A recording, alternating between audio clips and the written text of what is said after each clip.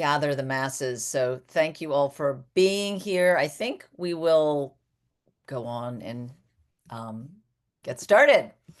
Uh, I'm Polly Byers. I'm the executive director of the Karuna Center for Peacebuilding, and I want to thank you all for being here this afternoon.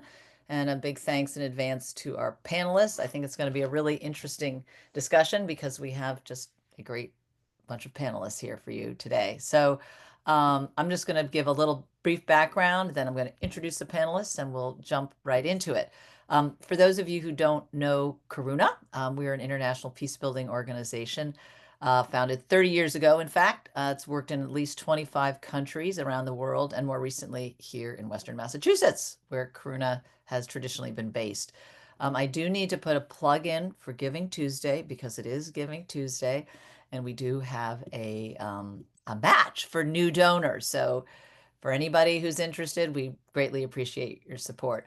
And so as part of our 30th anniversary, we have held a series of events, a Zoom event earlier this summer with Palestinians and Israelis, kind of different events looking at peace building from different angles, and an in-person event this summer highlighting our work in Rwanda. And then these two sessions concluding the year, really digging into what we mean by peace building, what it looks like and what it can and cannot do. I think for many people, peace building is a fairly vague concept. It's not necessarily clear what we mean when we say the word peace building, which I think is not a surprise because it encompasses a wide range of things, but it is generally understood as a long-term process that seeks to address underlying causes of conflict and helping people to resolve their differences peacefully and lay the foundation to prevent future violence. And in practical terms, it can look like a huge range of different things, but I think at the heart, it's an effort to transform relationships, help people to listen to each other, and build trust and respect, and eventually build sustainable peace.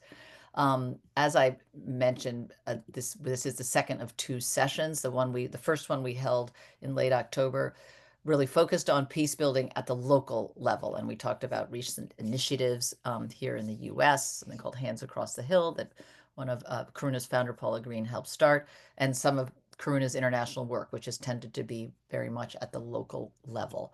But today, we're really focused on the broader international level. So I think if we think of the last session as looking at it sort of as from the bottom up, local levels, today we're really starting from the top down, looking at national and international peace building efforts and understanding what they look like and what contributes to their success and failure, and also how they relate to local level efforts.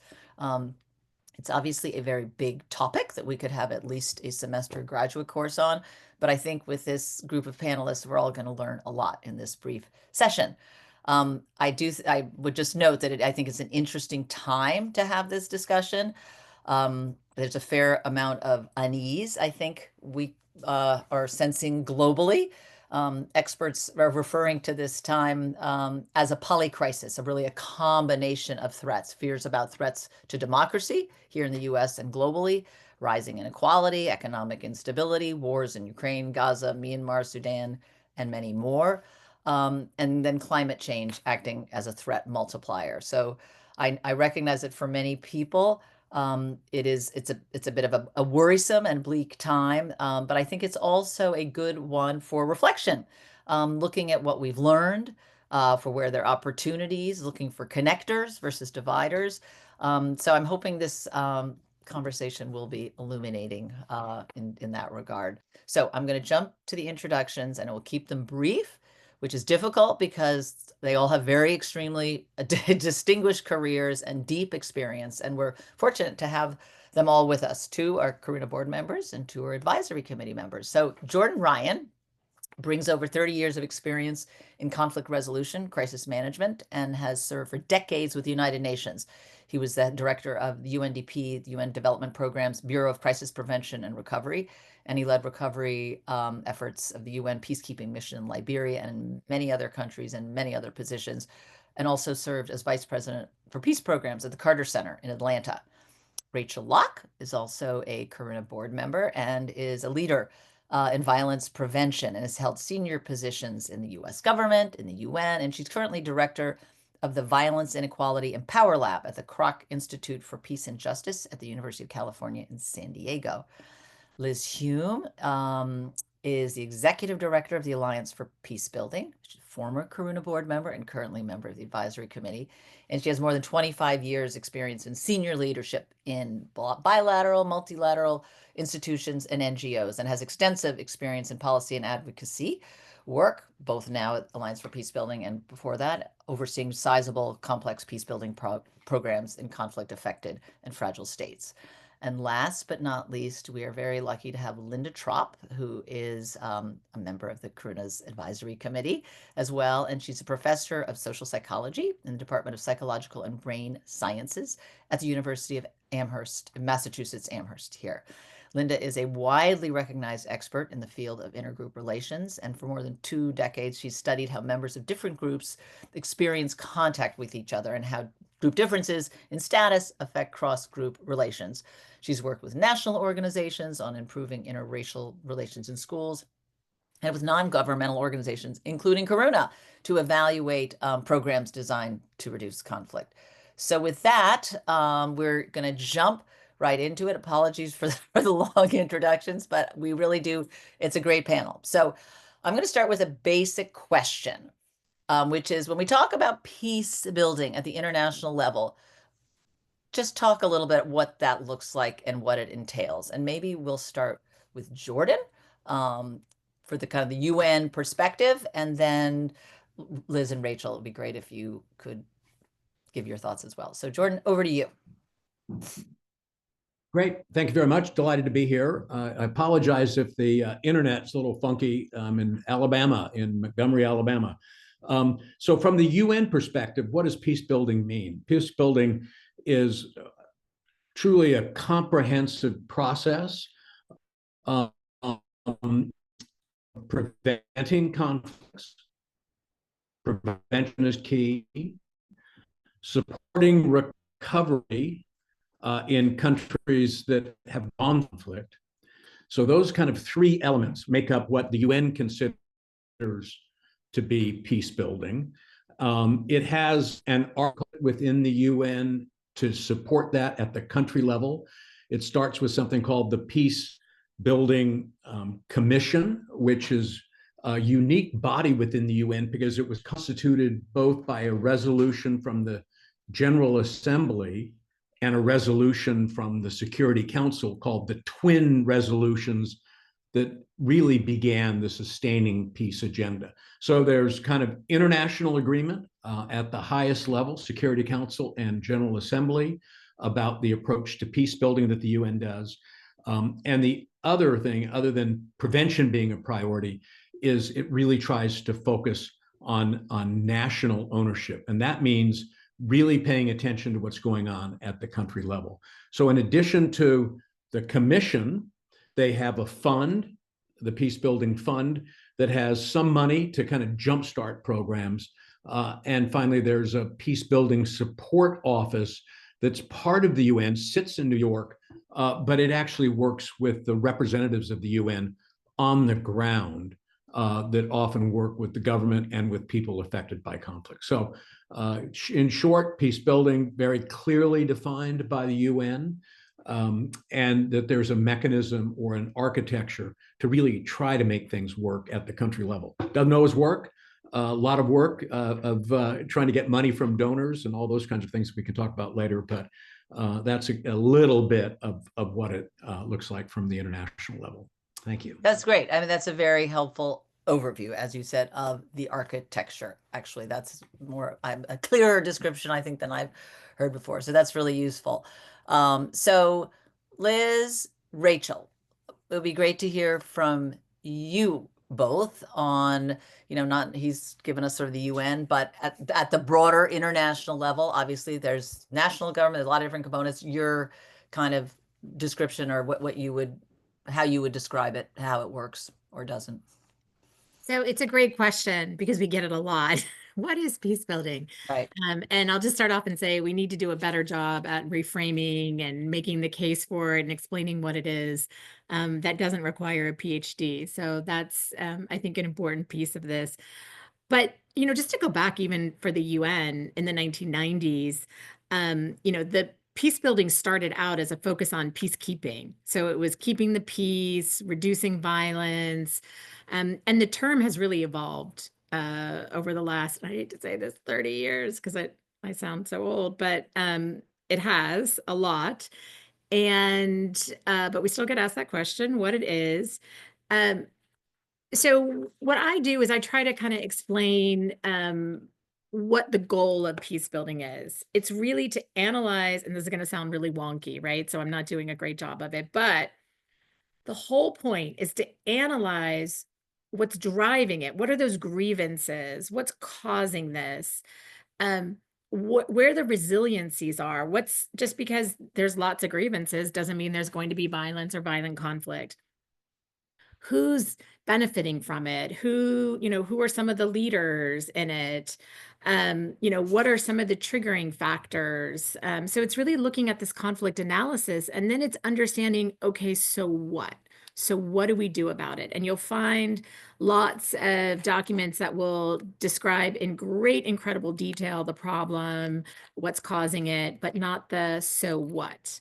And so that really is what peace building is. And you tend to be, in a sense, a generalist, because I always say you go where the conflict drivers are, and that could be many things, or whether you're looking at corruption or changing population demographics, or environmental degradation. I mean, it could be many things from the local level all the way up to the national level or regional level. So that's really, again, what peace building is. How do you look at what's happening, and then what do you do about it? How do you address it?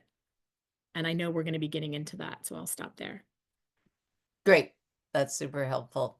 And it's true. It is a question that anybody working in this field gets, or a quizzical look. What is peace building? I mean, it is just a term that I think a lot of people don't really know what you're talking about. But Rachel, thoughts, additions, clarifications? Almost always have thoughts. Yeah, happy to come in. Thank you for hosting this conversation. Really honored to be here.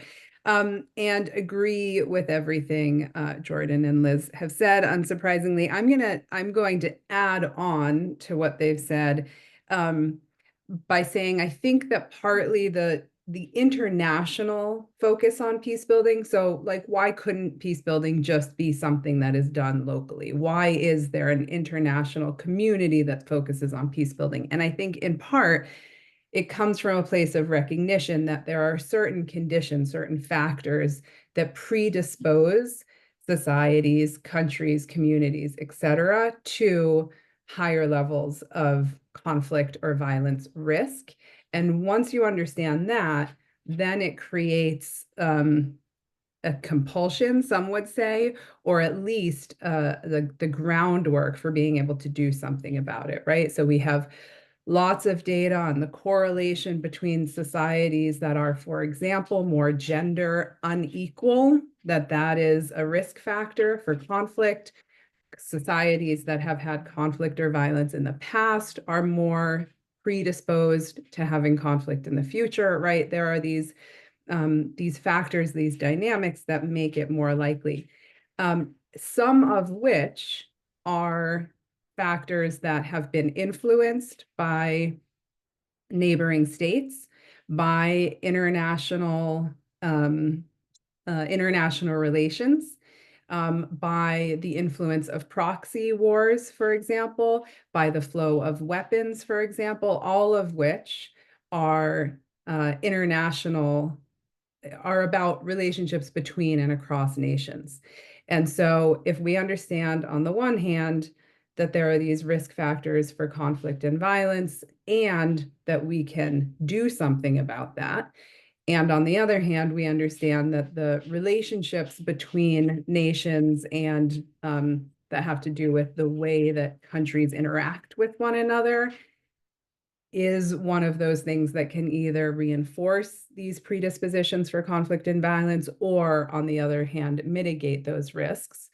Then again, that sets the stage for us to do something about it. It sets that sort of compulsion for why this is something that has to be worked on at the local level and at the international level.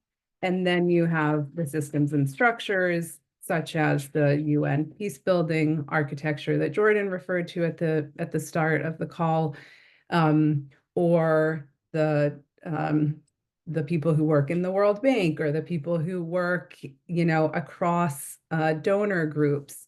That's kind of what they're working on. The second thing that I will say rather quickly, and I don't think I've ever put it this way, and so I wonder, but I held a position of doing policy advising when I worked at the U.S. Agency for International Development, much of which was engagement with other donors, other bilateral countries, as well as the multilateral institutions, the World Bank, the UN, et cetera, Africa Union, et cetera.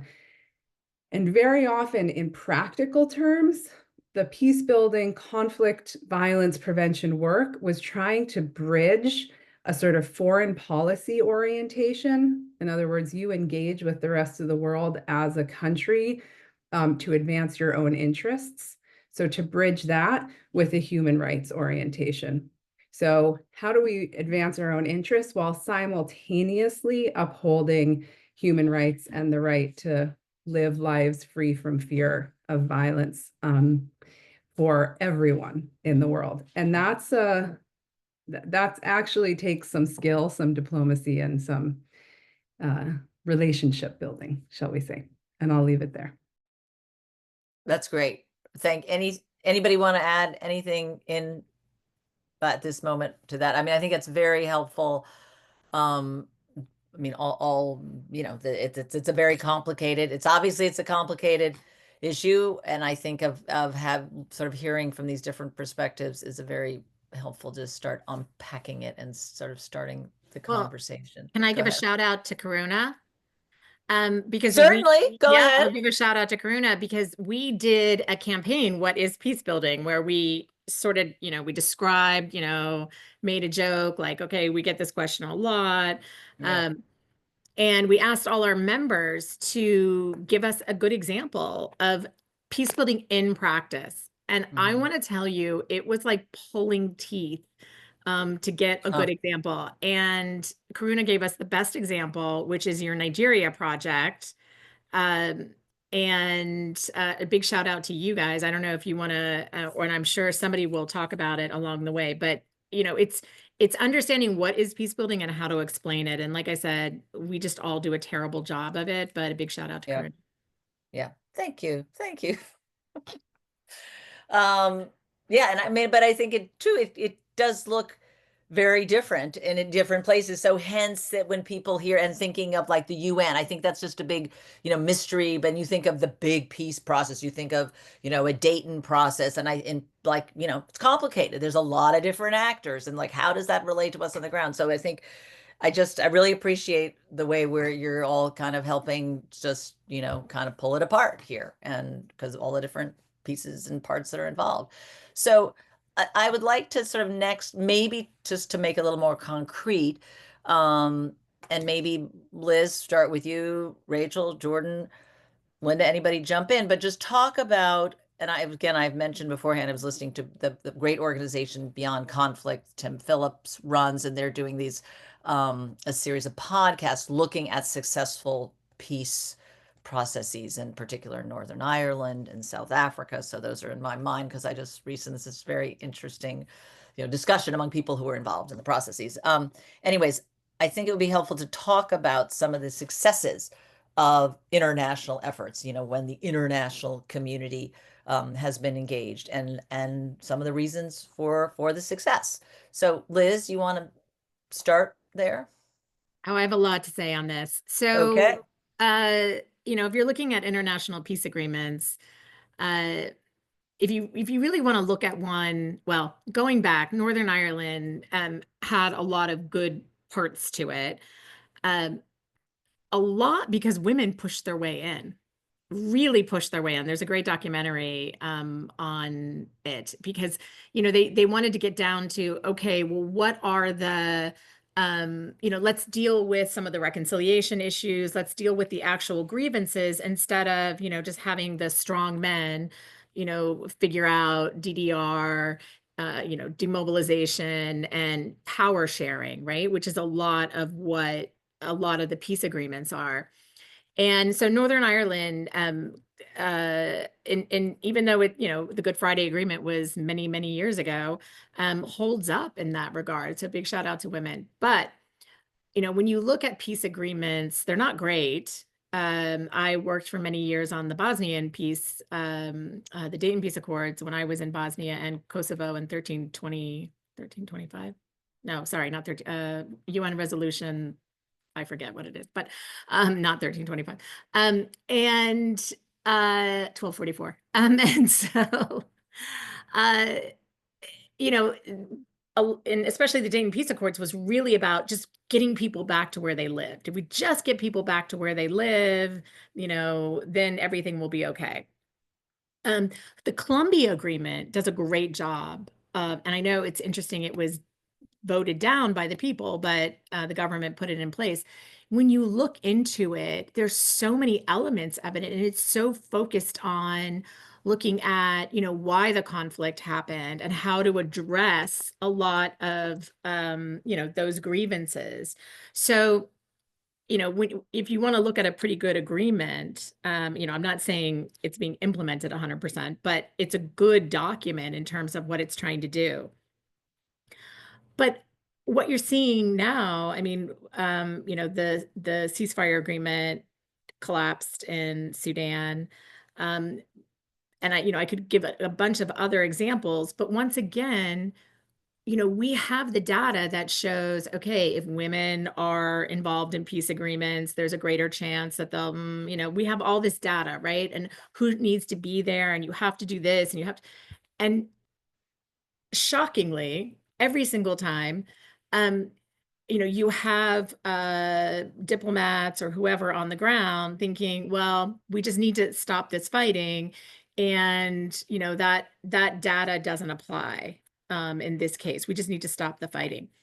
And so that, I think, is one of the biggest issues around peace building, and where we have research on it, but we need actual standards on it that people can say, hey, of things that have to happen, because that's really I think one of the biggest issues that we see happen over and over and over and over again with peace agreements. And I'm sure in Ukraine, there will have to be a peace agreement at some point. And, watch out, because you'll probably see a lot of the same things that you've seen in the past. But, Colombia, again, is a pretty good example. Interesting. And that would be, I mean, it might be interesting to talk more about the Colombia again, and certainly true about the impact of women in Northern Ireland. That has been documented, analyzed, and is super interesting. Rachel, would you like to weigh in, please? Well, I can, but I actually saw Jordan making a move. So Jordan, I'm happy to come in. Well, I'll be happy to talk about Liberia, since I served Good. there. Go. For those Perfect. of you that don't know about Liberia, and my internet is unstable, so hopefully you can hear me. But Liberia, founded in 1847. By the time in the 90s, Charles Taylor, the president, but also total thug, there were two civil wars, as they call them, in Liberia. Total devastation in the country. Children as young as 10 were forced to kill their parents. They would say, "I kill my mom, I kill my pa," and they did that because Charles Taylor told them to do that. A country that is just in. The women stood up. These incredibly powerful, brave women actually did stand up. They stood at a fish market, and it was on the road that Charles Taylor drove every day to go to his presidential palace. So he had to go by them every day. And they were across religions. They were ethnic difference, tribal difference in Liberia. And they just said, enough is enough. We've had it. We don't want any more. And then, of course, they have the peace, negotiations. Well, who goes there? The men, the warlords all go there. Where were they held? They were held in Accra, Ghana, at a fancy hotel, and all of them are making money by sitting in the hotel and having it all paid for. And what happened? The women invaded the room and told them, enough of this nonsense. Stop it. We want peace. And they truly made a difference. And then ultimately, there was a UN peacekeeping force. I worked with it. It was called the United Nations Mission in Liberia. It had 15,000 peacekeepers. And, because the United States has an interest in Liberia, it was one of the best supported UN missions. Well, that shows you, if only there were international support to peacekeeping missions, you can actually have a result. But there are a number of factors. If one looks at the success of Liberia, what was the success? Well, first, violence stops. There have now been 3 elections. The government peaceably changed. They didn't have a January 6th in the past 3 elections. They actually had peaceful transfer of power between different parties. And increasingly, there's economic recovery. It's not perfect yet, but peace actually was held up. So it was a combination of a local effort driven by women. And you can see the movie Pray the Devil Back to Hell that Abigail Disney wrote, and the Nobel Prize winner, Lima Bowie, kind of stars in it. She was the force behind it.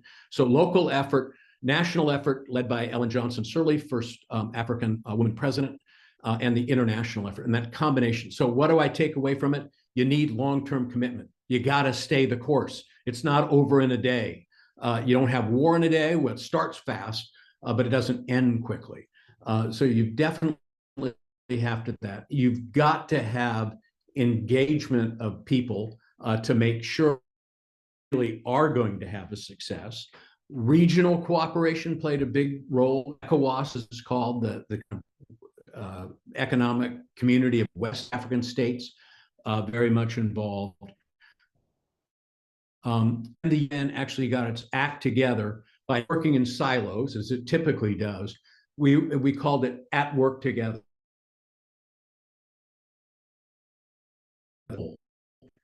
Help the people have the time and the space to have peace in their country. Thank you. Thank you, Jordan. That's luckily your internet is more or less holding up. We're losing a little bit, but we mostly got it.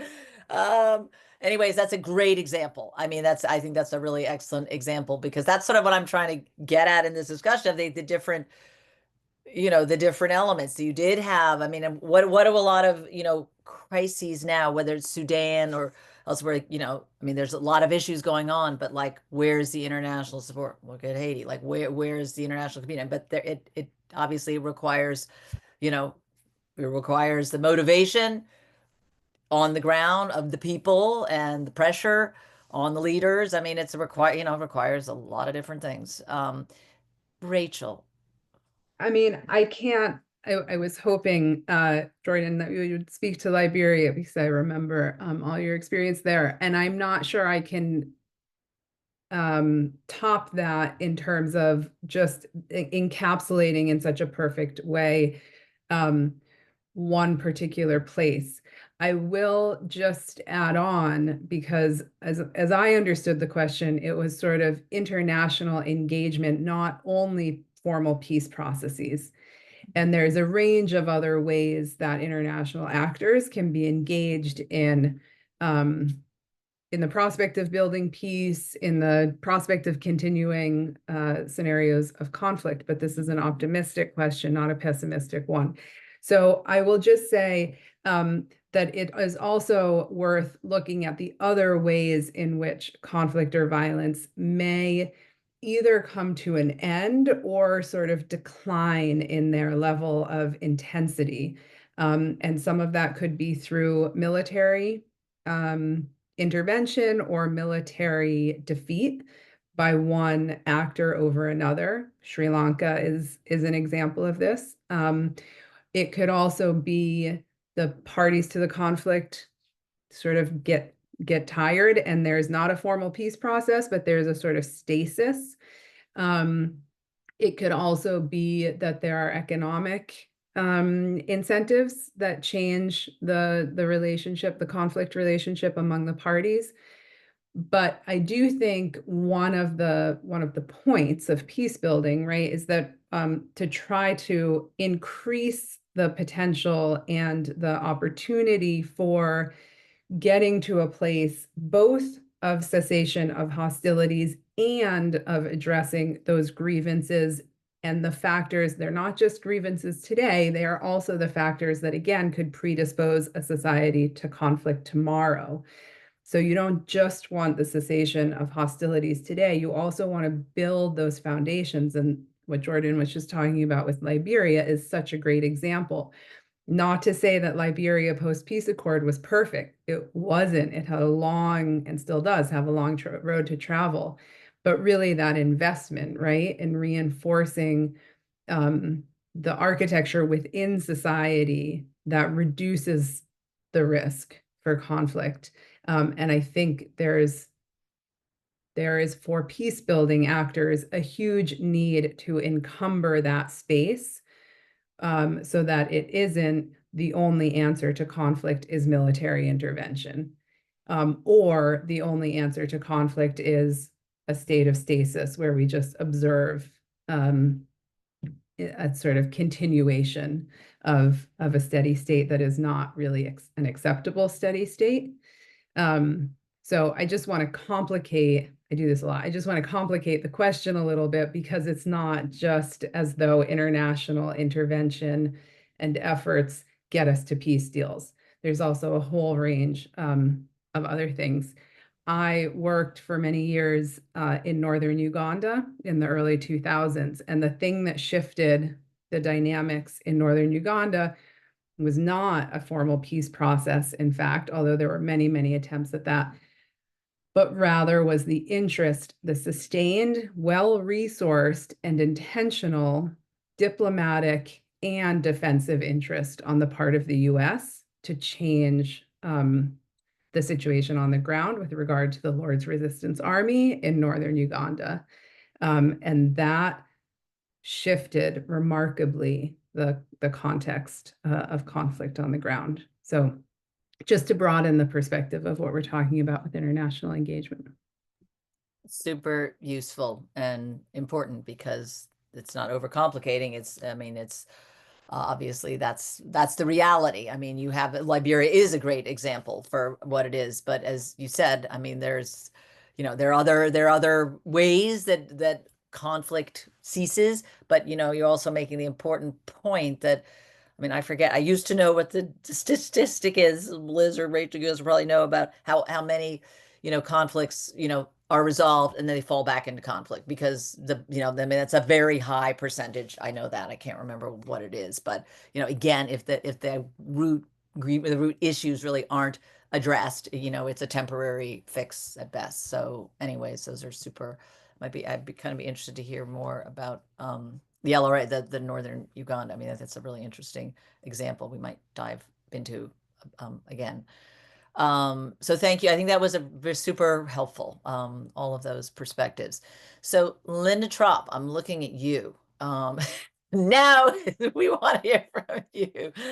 You who have looked at lots of different interventions, and just talking broadly about what we've learned in terms of, the most effective approaches to building sustainable peace. And obviously we've talked about a lot of different kinds of examples, but you as an academic, but you've worked with organizations like us and many others. So it'd be great just to hear your thoughts on what we've learned. Yeah, thanks, Polly, for the invitation. I mean, especially as I listen to my fellow panelists, I keep thinking that defining success or measuring desired outcomes of peace building efforts really depends on what those efforts look like. Liz and others were talking about, peace accords or international pressure. And, given that I'm trained as a social psychologist, I often think about how you can have all the peace accords that you want, and there will still be people on the ground grieving losses of life and members of their family being, grieving because of displacement, feeling angry. Like there's lots of emotions and narratives about the conflict that will continue. And those don't get extinguished just because there are peace accords or ceasefires in place. So, the type of work that I do tends to focus more on where people are at psychologically and thinking about the nature of their relationships that they have with people on different sides of the conflict. And relatedly, a lot of peace building and reconciliation programs focus on contact between people from different sides of a conflict where they are brought together to learn more about each other, exchange perspectives, hopefully develop meaningful relationships with each other, and hopefully being able to envision more of a future together in a shared society as compared to their conflict-ridden past. So those are often the models with which I tend to work in the peace building space. Um, you know, a couple of things that I'll say. One is, in the examples that we've looked at, or the programs for which we've conducted evaluations, we do see some very encouraging outcomes of those types of contact experiences across group divides, whether we're talking about racial, ethnic, ethno-political, ethno-religious divides. A lot of those have to do with social cohesion, whether it pertains to like how we feel towards members of other groups. And before I go on, I also just want to stress, it's not just changing our attitudes towards people from other groups, but a really key issue is this issue of generalization, or what we would call generalization, this idea that our attitudes and positive feelings don't only pertain to those particular individual members of the other groups with whom we engaged across divides, but that rather those positive experiences we have across divides help to transform our attitudes towards those other groups on the whole, change our expectations for how we will engage with them, change our orientation. Instead of being oriented toward conflict, we might be oriented toward greater openness or greater integration. That said, I would also just want to stress that when we're thinking about measuring outcomes of these types of peace building or reconciliation programs that really involve contact across divides, I generally encourage measuring multiple concepts simultaneously rather than just focusing on a single outcome. And in part, I mention this because the types of outcomes we might expect may have to do with the intensity of the conflict and like the starting points where the groups begin in terms of any peace building efforts, but also because the course of change or transformation might vary across different indicators. So just to give a colloquial example, you can think about your attitudes, how much you like people from another community. That might grow at a faster rate as a result of cross-group engagement than something like trust, which understandably should take longer and more practice to cultivate. So some of the outcomes that we've started to see, related to these types of peace building programs that bring groups together, we do see lots of encouraging outcomes related to attitudes, even related to trust, as well as seeing greater empathy toward other groups, greater humanization of those others, not only a greater willingness to interact with members of those other communities in the future, but also greater belief in the value of mixing or in the value of social integration, believing that having our groups mix is actually a good thing for our society.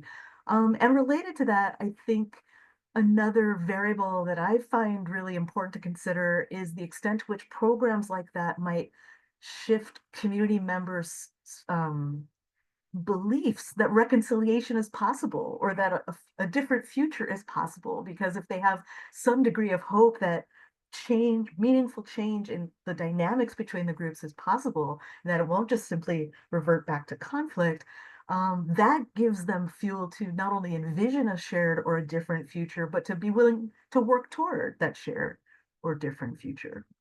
So I'll stop there in case folks have other things they'd like to add. Don't stop. Rachel, go ahead. There's so many, it's so interesting. There's so many questions that we could talk. Rachel, go ahead. I'm just so glad, Linda, I'm so glad that you came in and made those points. I think they're so important. And it goes back to an original question of what is success? And that gets me a little bit back to the point that I made at the beginning, which is this sort of nexus between foreign policy when we're talking about international actors and human rights. And whether you're measuring success from, okay, now we have a stable government with which to do business, with which to engage, with which we are aligned, and so we can consider them an ally, or is it we are focused primarily on the goal of making sure that people in X country live free, live, in ways where there is a measure of social cohesion, trust, productivity, et cetera, all these things that matter from a kind of broader development perspective. And those two things sometimes are in conflict with one another. And I think peace builders, that's a thing we have to grapple with when we're working at the international level.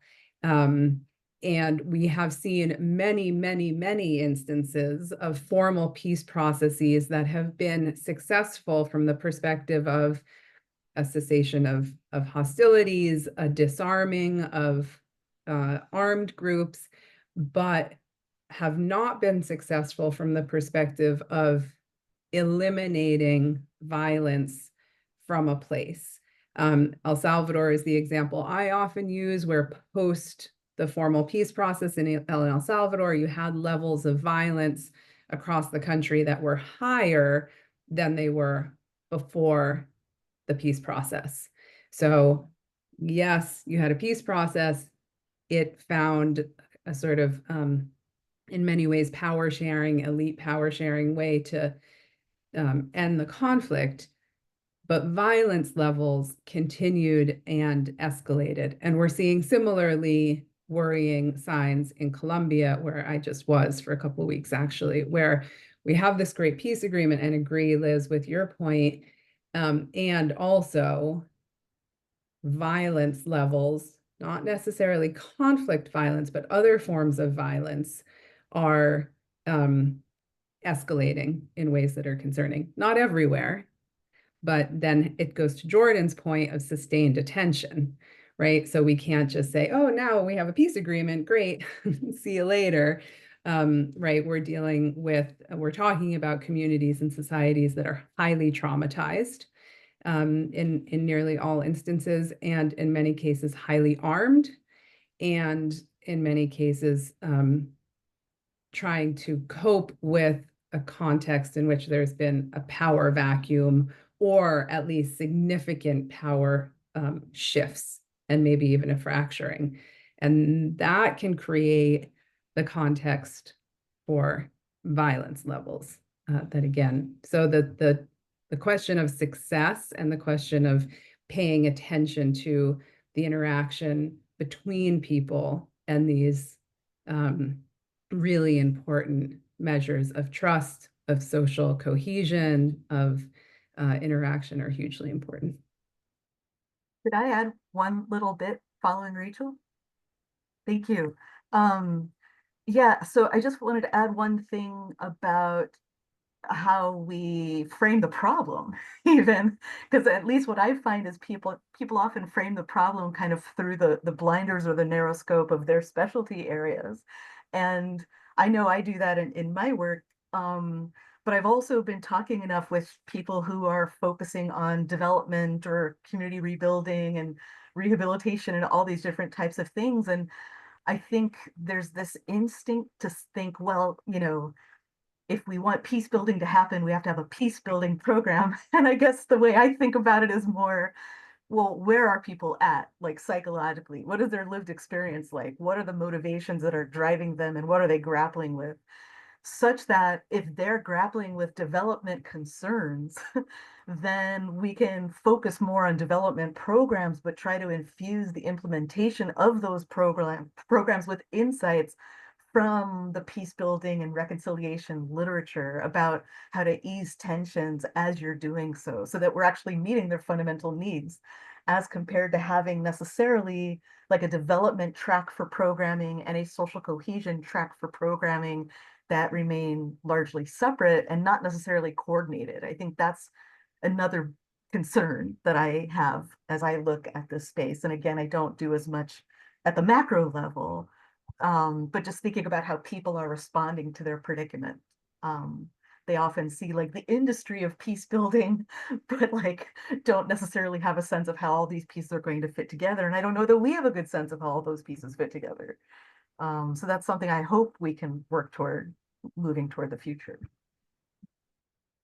Yeah, I mean, I think that that's so often in, not even just peace building, but development programs writ large. You have somebody doing this, somebody doing that, and then you have this complete, lack of connection. And then you're pointing out the fundamental in these contexts, the psychological piece of it being so fundamental. It's now, we're talking about how integrating climate sensitivity into all peace building programs. I mean, it's like, the fundamental, building that social cohesion. Like if it's not, if it's not part of a holistic approach to, I keep thinking of Rwanda when you're talking, just because Karuna did extensive and I think very profound work in Rwanda of, particularly after perpetrators were let out of, for people, out of prison, coming back to their very small little communities where you had, people coming out to communities where that individual may have killed somebody's mother, son, brother, whatever,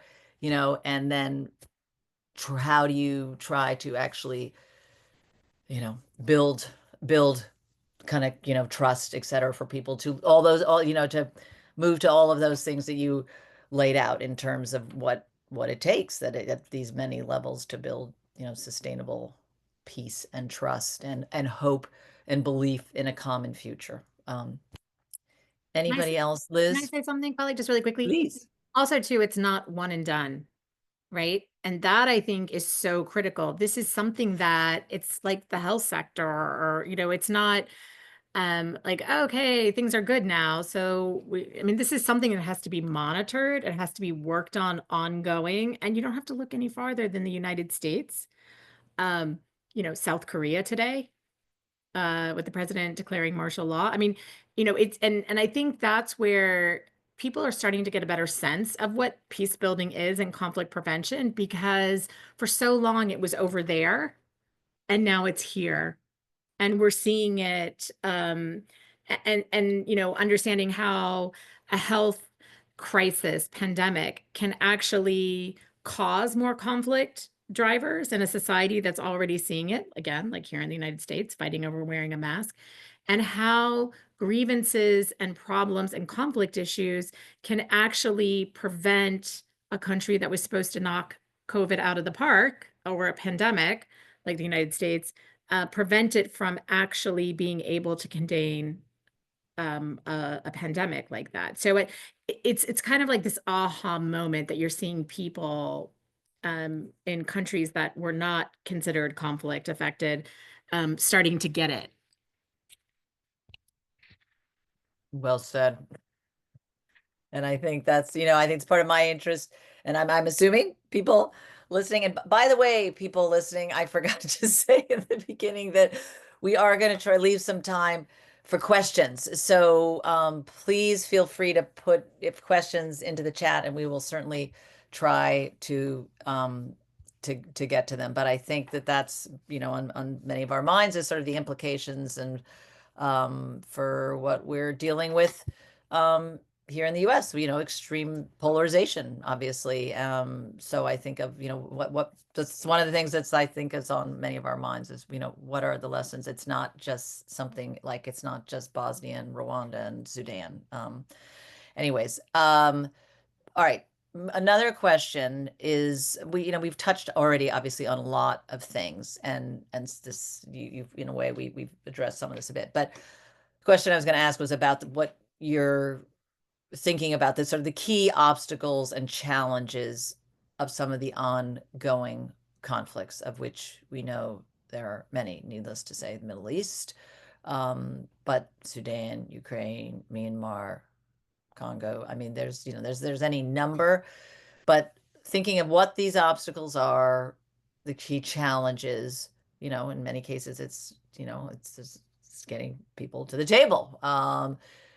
But and particularly since the focus here is on the international, broader national, international side of what role international actors, be it the US or anybody else, could or can be playing in trying to help along some of these ongoing current conflicts. And you can pick your conflict, but just be curious to hear your thoughts on that. And maybe Rachel, start with you if you don't mind. Ben, anybody? Jordan, Liz, Linda, jump in.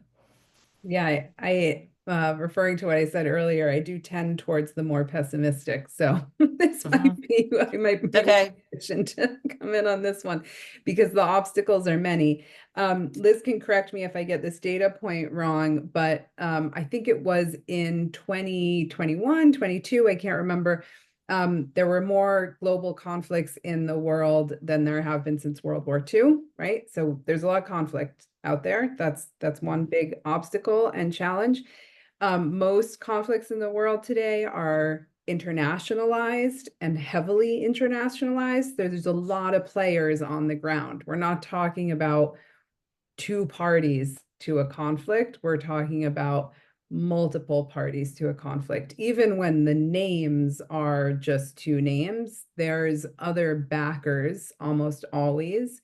And those backers include Russia, Iran, China, etc. Some are more obvious and clear, and some are much more in the background. But the internationalization of global conflict is a big obstacle.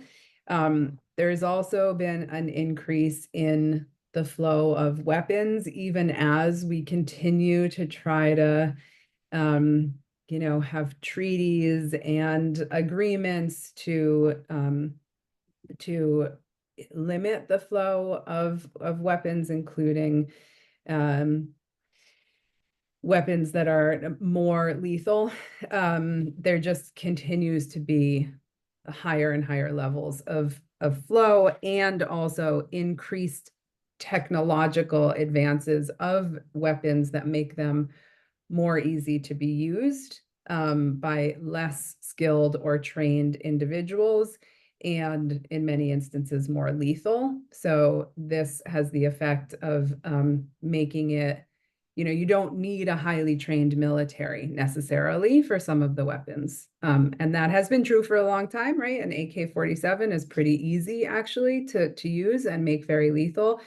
But now drones, the capacity of drone technology, et cetera, is another big obstacle. That's not even talking about AI technology and the intersection of AI technology and weapons, but I'm sure that is a growth area, unfortunately, that's probably not getting enough attention. There is also, to some degree, and these two are related, but diminishment of the capacity of multilateral institutions, by which I primarily, but not only, mean the UN, to advance cooperation and systems of cooperation and dialogue. And this is in large part connected to an increasing scenario of great power competition between Russia, the US, and China. And what that means in terms of the ability for a Security Council, for example, to advance whether it's a peace agreement or a cessation of hostilities, even for a short period of time, for example, in Gaza. That is another obstacle to peace that does seem to be looking like it will get worse, although the election of Donald Trump leaves a lot of questions about what that means for relationships between the US, Russia, and China. So, these, again, I was just in Colombia for a couple of weeks. This is an expression many will be familiar with, some won't, but in Latin America, people often will say, when the US sneezes, Latin America gets a cold, right? Like anything that happens in the US that is even potentially slightly consequential has massive implications for the region. And there's a lot of sort of chaos and turmoil and uncertainty about the position of the US foreign policy in the world going forward. And so that, I would say, is another obstacle to peace. So I'm not going to be optimistic right now. I'll leave that to others, but there's probably other things. But that is a list of challenges and obstacles. Oh, and I didn't even mention, sorry, this is such an obvious one. I didn't even mention the rise of disinformation and the accelerating power of social media to advance disinformation that is being used very strategically by certain actors and certain nations to sow discord and conflict and fragmentation within societies, including our own. Also, not to neglect the relationship between illicit markets and organized criminal actors and violence, which we're seeing very clearly around the world. Whether it's control of avocado markets and high levels of violence by organized criminal groups in Mexico, or the Wagner Group, and all of the offshoots of that in Central Africa, organized illicit markets and the entities that seek to control them is another big factor.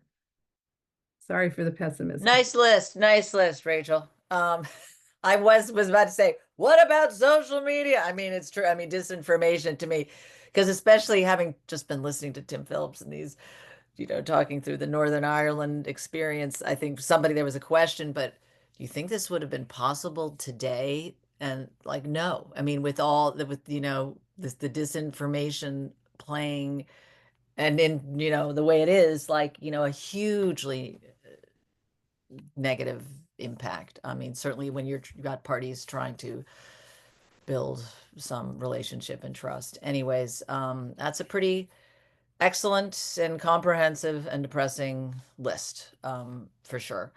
It, in a way, it ties in the next question that I was asking was really about the global context. Declines in democracy, rise in authoritarianism, everything we're seeing.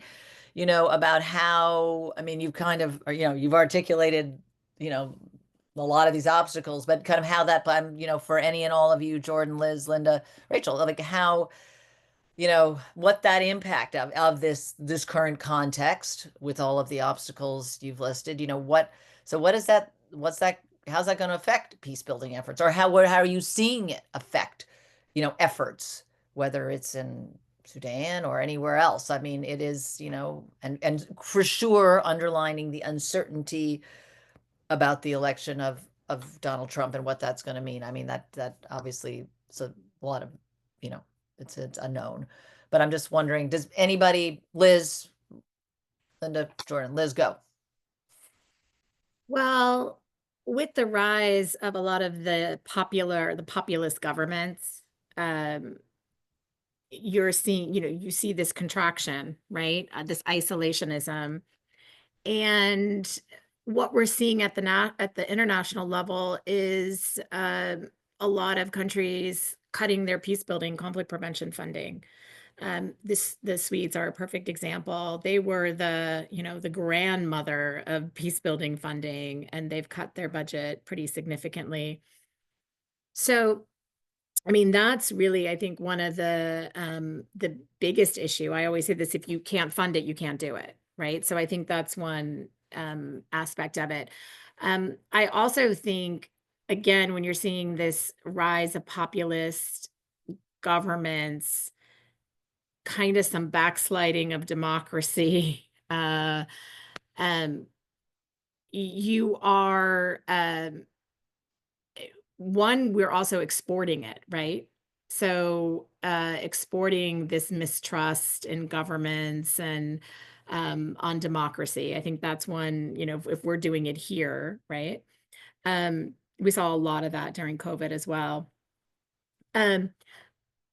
But, it's, you're seeing, as conflict is increasing, I mean, record-breaking numbers, right? Since 2018, we hit the record and we keep breaking it and going past it.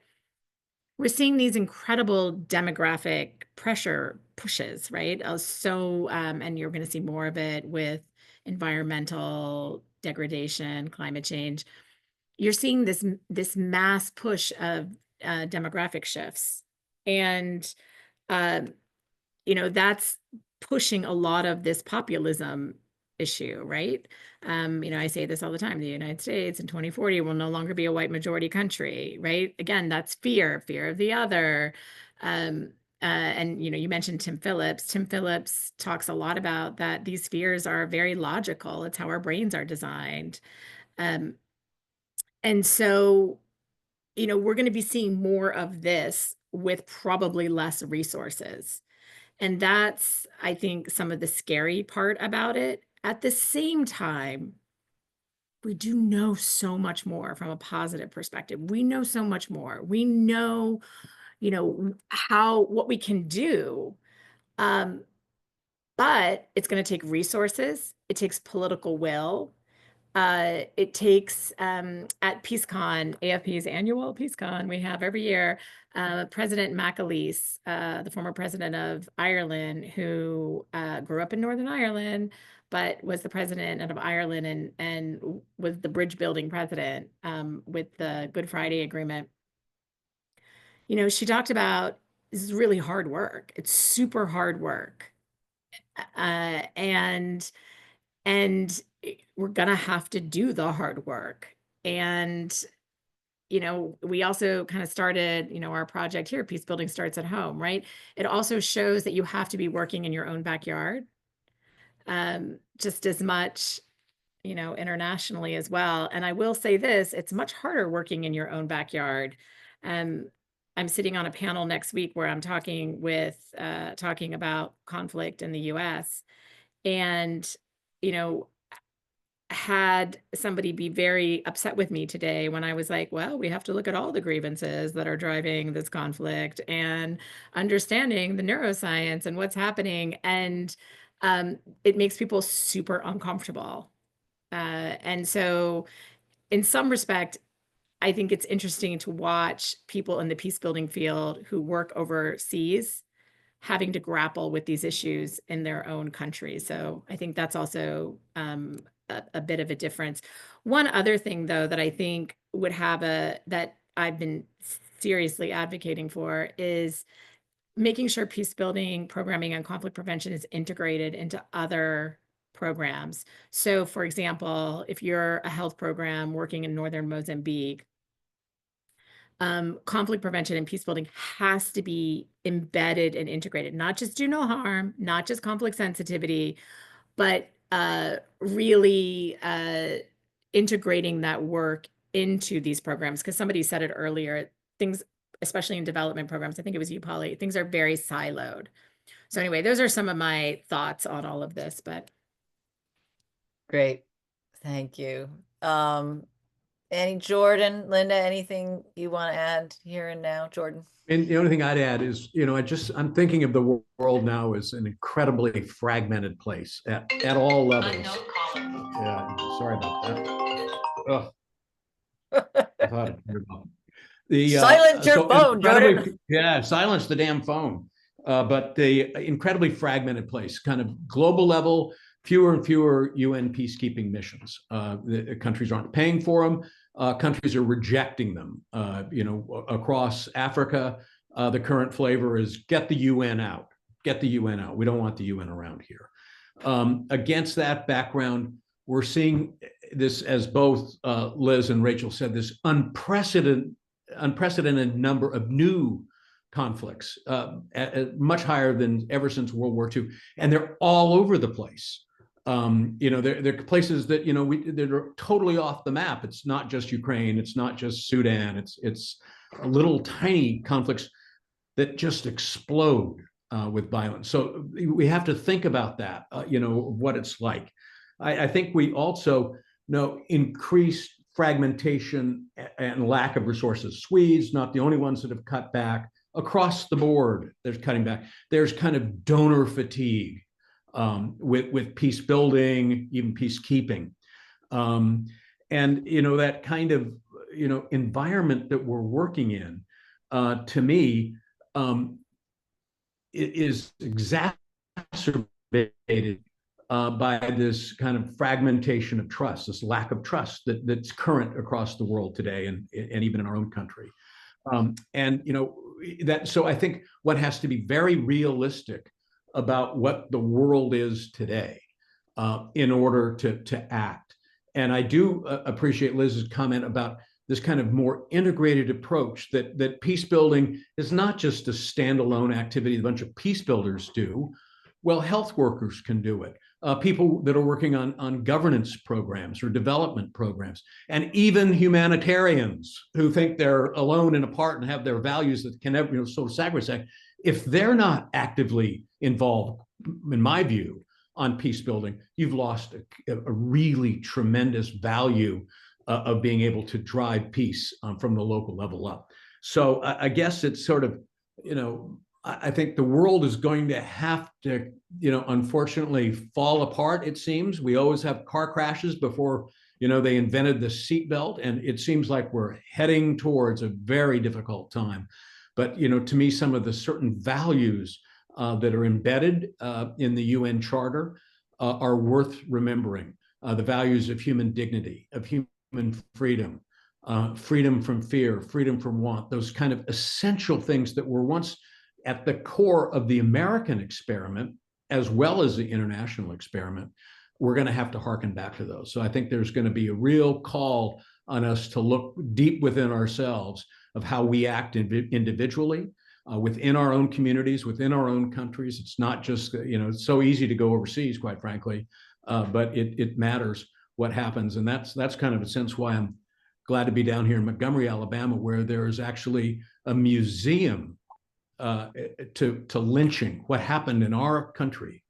And it's a sculpture museum, an outdoor museum, with the names of everyone that was lynched since the Civil War, from every county around the country.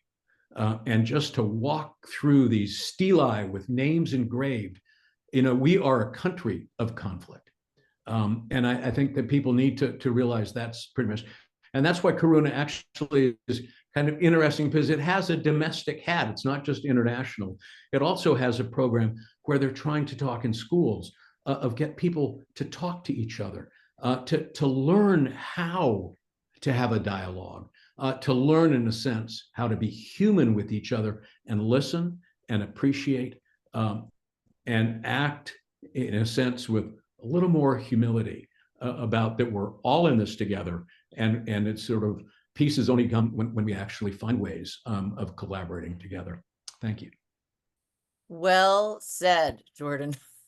I mean, you covered a lot, and I think you encapsulated a lot. It is a scary. I mean, if we've everything we've been hearing, it is a scary place. There's going to be more conflicts. Conflicts are increasing, less resources, less trust, and maybe you're right. It's like we go way down, and somehow we've got to build back up. It's hard. It's hard to see that, but I guess we have to have that hope and face at some level. So we are getting near the end. It actually brings the last thing I wanted to ask. Again, we've touched on a lot, but you brought up Karuna, and it just thinking about the local level work, that's where it does start. As Liz, it's like, and it is true, much harder to work at home and like deal with your own prejudices, et cetera. Very easy for us those of us who worked for USAID and did conflict analysis merrily in different countries, is like, it's very nice to be very analytic about what's happening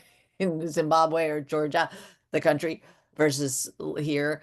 But of looking at that the local, I mean, that's been Karuna's strength. I mean, we pride ourselves on working at different levels for sure. But of looking, when you think about that, of how, like, what you see the future. I mean, to me, like, that's where we need to begin. And then hence, yes, you brought up the working in schools of just starting with the basic, you know, teaching people to listen, teaching, you know, dialogue, these basic schools, to, you know, skills that I think, you know, starting with kids, whether here or anywhere, it's a sort of key thing. But I'd be interested just to hear your thoughts about that, the you know, how it all connects, you know, with the role of local, we'll just say peace building efforts, but, you know, of local work at trying to help people build up these skills, whether in the U.S. or internationally, and the connection to national levels. And it's really to all of you. I don't know who would like to start. Liz, Rachel, any thoughts on that? And then I'll look at a few questions in the chat. I'm happy to jump in super Great. quick on something because we've been doing research analyzing the landscape of threats and harassment towards local elected officials in Southern California. We've done it a couple years in a row. And this is an example where national level rhetoric is being felt at the very local level, right? So one of our respondents said, the national politics of polarization and fragmentation in America are playing out at your local school board meetings. And so it's an example where it's really important to reinforce and be constantly talking about the value and importance of having institutions that wherein people don't have to agree with each other, but they do have to agree to some standard basic terms of civil and civic engagement with one another that doesn't enable hostility, that doesn't enable violence, etc.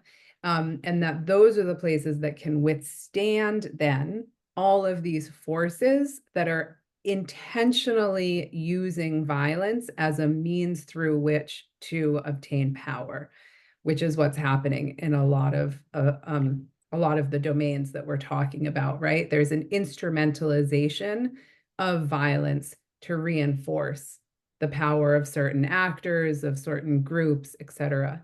And it is at the local level where people will have the ability to withstand that or not. It doesn't mean we only act locally, we also have to act globally. And I think actually having organizations like Karuna that are acting locally and also think globally is really important so that we're not just saying, you know, at the local level, you who are trying to withstand these constant incursions, if you will, or attacks or attempts to instrumentalize you for violence, like, hey, it's all on your shoulders. It's not. It's a collective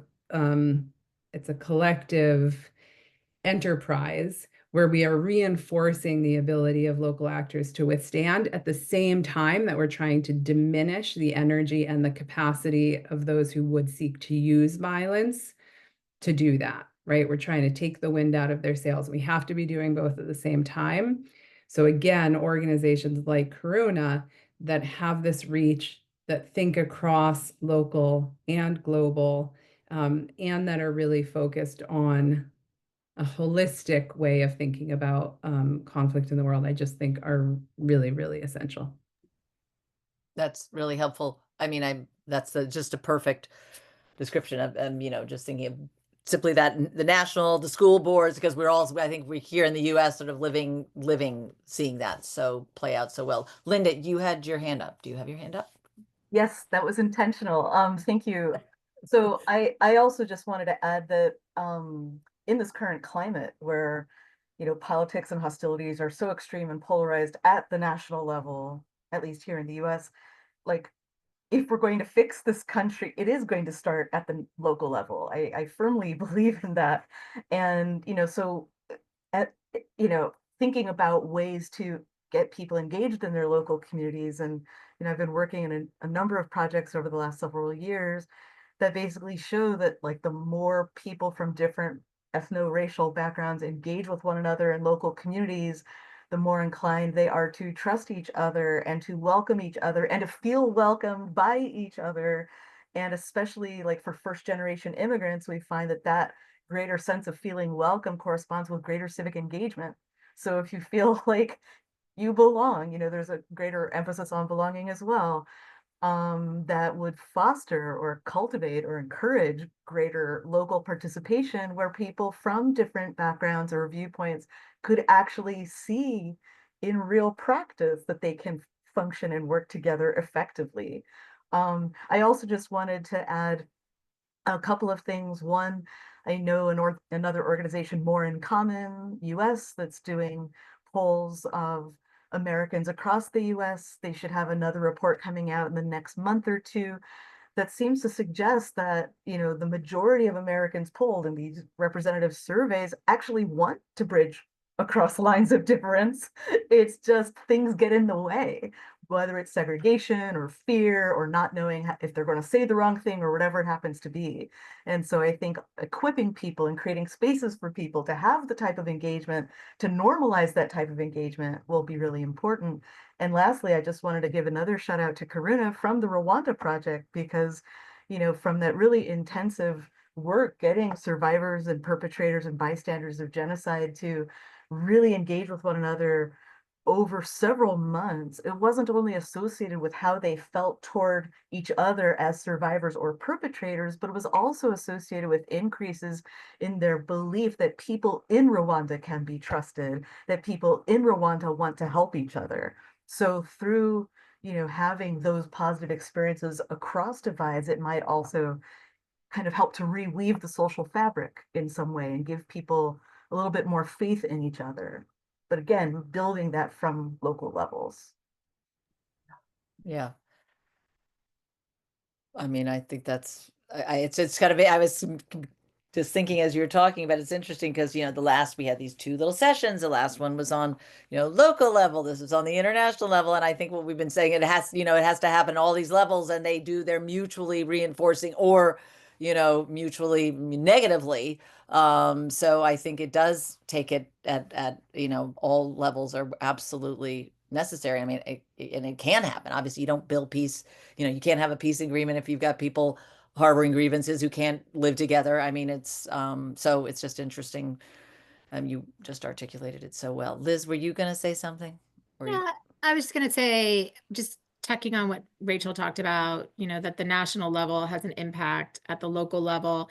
Also, too, the local level has an impact on the national level. When I was in Ethiopia working there, you know, you'd have a huge, you know, you'd have conflicts that would break out in cities or, you know, local regions that would then spread really quickly. And so I think it's also important to understand that um, that you know, people are always like, oh, should you just be working at the local level? So who cares, right? It's so Right. you dealt with that, but recognizing that a lot of times that's where conflict starts, right, and then spreads. And so I think that that's a really important piece of it as well. And then you know, the locally led part. Um, you know, look, we get it. We have to, uh, you know, it's still donor money, right? And, you know, it's, you know, there's lots of restrictions on it, and you want to make sure it, you know, it doesn't get abused and et cetera, et cetera. But, you know, I think people are really coming to the understanding that it has to be it has to be locally led, right? I cringe when I think of things when I was in the US government. I designed programs thinking, okay, that would work for my brain, right? But people living in other, you know, conflict affected countries, and even, you know, if I decided to, you know, design a project for Chicago, for example, you know, my brain is wired differently because I haven't had the same experiences, and my brain hasn't been exposed to the conflict dynamics that they're experiencing. So, you know, understand that, you know, there are times where you need internationals, let's say, to lead in countries where, you know, it's difficult for organizations to even exist because of government crackdowns, human rights abuses, things like that. Um, and, you know, there is a partnership there, but things, programming and this work has to be locally led. And I think that that's, a key piece of this and a kind of a distinction. You know, it reminds me of what you said before. I feel like, I mean, what we're hearing, I mean, you know, the challenges are obviously enormous, and yet we have a lot has been learned. I mean, everything, you know, I think you guys have been talking about it, you know, in different, we've talked about a lot of different pieces of it. Yeah, lacks the resources. We're in a very fragmented place, but, you know, the hope is one way or the other that, you know, and I think of locally led, of course, we've been giving lip service to that for like, you know, eons, just the same thing as about, oh, we must have integrated programming. What do we still do? Silos, silos, silos, whether it's the UN, the US government. But I, you know, one way or the other, you know, I think slowly one can only hope. Jordan, are you going to say something hopeful that, Yeah, you know, I some of what will. we've learned gets actually, you know, taken up in a more robust way than has been to date? Go ahead, Jordan. One of the things I learned in Liberia, and it came from, we actually had local consultations in villages throughout the country. The UN actually had access to helicopters that could fly into places that you couldn't drive. There were no roads. And for some of the people in those little communities, it was the first time we brought with us the Minister of Finance or the Minister of Health. It was the first time they'd ever seen a minister from Monrovia. And listening to the people that lived in places that had been devastated. I mean, you know, their houses had been stripped because there was copper wiring or stripped out. So just devastated places. Listening to those people, what did they need? Tell government they needed. And by listening to what they said, I came up with the acronym HOPE for what, you know, kind of from my vantage point, is needed to kind of come out of conflict. And the H stands for health, and it's not only physical health, but it's also mental health. And the tradition of Karuna to psychosocial always underfunded, but absolutely essential. Post-traumatic, a country like the United States, I think, is actually suffering from COVID post-traumatic stress, as is the world. But in a place like Liberia, true traumatic stress from war, everyone was affected. So H for health, and not just physical, but mental health. Oh, what do you need coming out of a conflict? You need opportunity. I mean, you need some economic opportunity. You need to be able to get to work. You need to be able to make a little money after conflict. And P, I always thought of true protection, protection from the thugs, the warlords, the men that caused the war, the police, the army. So you had to have justice systems work. You had to have governance working. And E, you know, true empowerment. Women that finally had a say in their government. And you put all of those things together in that hope agenda, and you have a concert led by the local, that woman that could speak to these issues in a town called Fishtown in Liberia, and there's no fish there, and there's not much of a town there, but she could articulate what peace meant to her. It meant food on the table. It meant her child would finally go to school. It meant that sick baby that was close to death would be able to get to a hospital. And it meant that her government was responsible to her. So listening to that local who led this concert, and yes, there was a national government, and thank God there was a well-supported international community that actually listened. And that's where hope can be. And that's why an organization like Karuna that can foster that dialogue, that can find a way of listening to what the needs that's driving peace at the local level, can be like a conveyor belt brought to the national government's attention, and that the international community can put down. I mean, Liz, you so brilliantly said, you know, Many of us that have worked in national governments, yeah, we write the plan and we're going to toss it over to be implemented afar. Well, we found that doesn't work. It's got to come the other way. Jordan, I think that HOPE acronym and description is probably the perfect way to end this because we are at time. And I think that's a lovely summation of things. I'm looking at the chat. I'm feeling very badly because I invited people to ask questions and we haven't answered too many. But Petra was asking about the disparity about the women's, and I don't know if you were here at the beginning, but we did emphasize that early on, the important role that women play in building sustainable peace. We're starting with talking about Northern Ireland. Alan Davis, Karuna board chair, talked about the reparations movement, in the U.S. as an encouraging sign, and I think that's of something happening at local and state levels, and I think that's true. That's a good example. I'm sorry, it was Manessa a ways back asked about how we address the peace building challenges where countries and people who lack technological integration or capacity, which in turn affects the level of youth participation despite evident interest. So I don't know if anybody, whether we can address that right now. There was Anne Hoig asked about thoughts about Haiti.